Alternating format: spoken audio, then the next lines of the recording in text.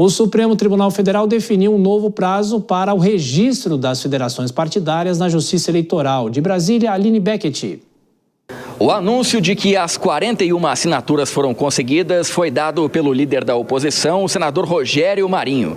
O 41º apoio foi confirmado com a assinatura do senador Laércio Oliveira. Com isso, os oposicionistas anunciaram que vão concentrar a pressão sobre o presidente da casa, Davi Alcolumbre, a quem cabe decidir se o pedido será ou não aceito e tramitado.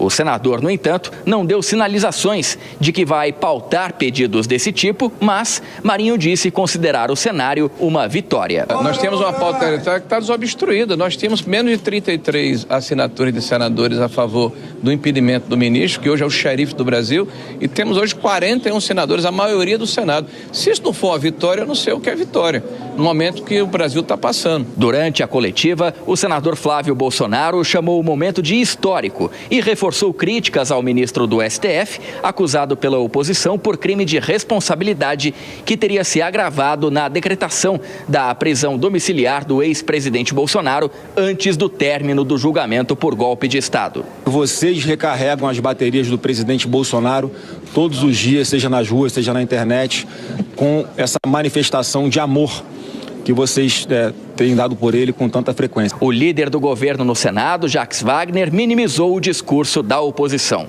E qualquer processo de impeachment de ministro supremo pertence ao presidente do Congresso Nacional. O que ele vai fazer, eu não tenho bola de cristal para adivinhar, mas ele foi bem claro que pode ter 20, pode ter 30, pode ter 40, pode ter 60 assinaturas, a admissibilidade é uma decisão dele. Mesmo com as 41 assinaturas necessárias obtidas para pedir que seja pautado o impeachment, a eventual aprovação da retirada de Alexandre de Moraes do cargo precisa de 54 votos, 2/3 da casa. De Brasília, André Anelli. Bom, daqui a pouco a gente fala sobre as federações partidárias, essa reportagem do André Anelli sobre os pedidos de impeachment contra o ministro Alexandre de Moraes. Dora, de uma certa maneira, o presidente do Congresso Nacional diz que mesmo com um apoio ou com tantas assinaturas, ele não leva isso para frente. Politicamente, isso representa o quê?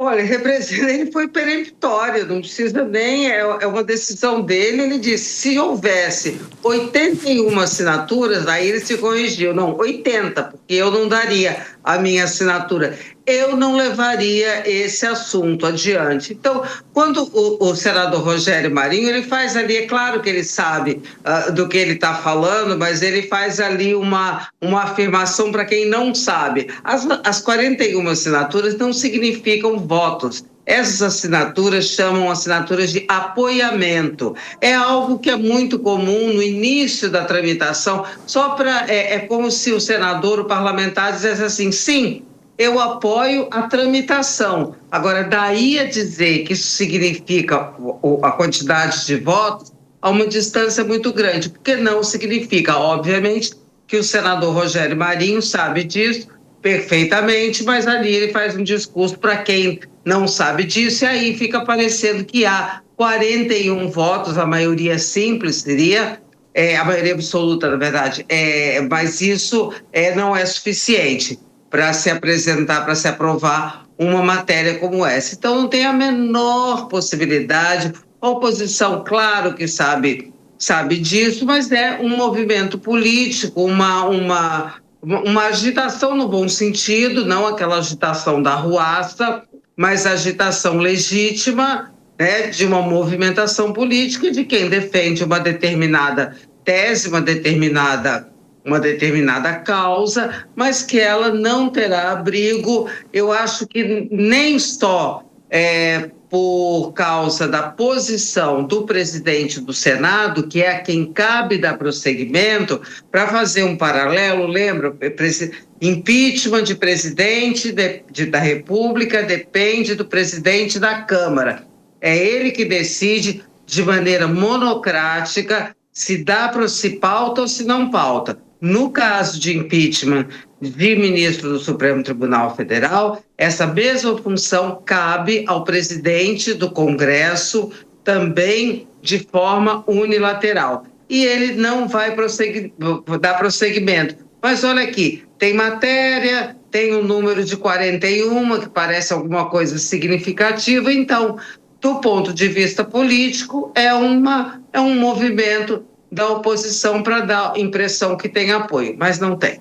Já falamos aqui outras vezes, Vilela, que esse é um assunto que vai e volta, dependendo de uma decisão de ministro do Supremo, e aí, como a Dora falou, uma pressão política. Mas, de qualquer forma, o Congresso nunca levou isso à frente, né? Exatamente, Tiago. É algo que tem uma dupla função. Primeiro, uma função de fazer com que a militância, com que os apoiadores... É um tema caro a um determinado segmento do eleitorado, então é um tema que acaba motivando essa militância. É natural que muitas vezes uma parte expressiva do parlamento jogue para a plateia, se utilize desse tema para encantar aí nas redes sociais, para fazer defesas enfáticas de suas posições.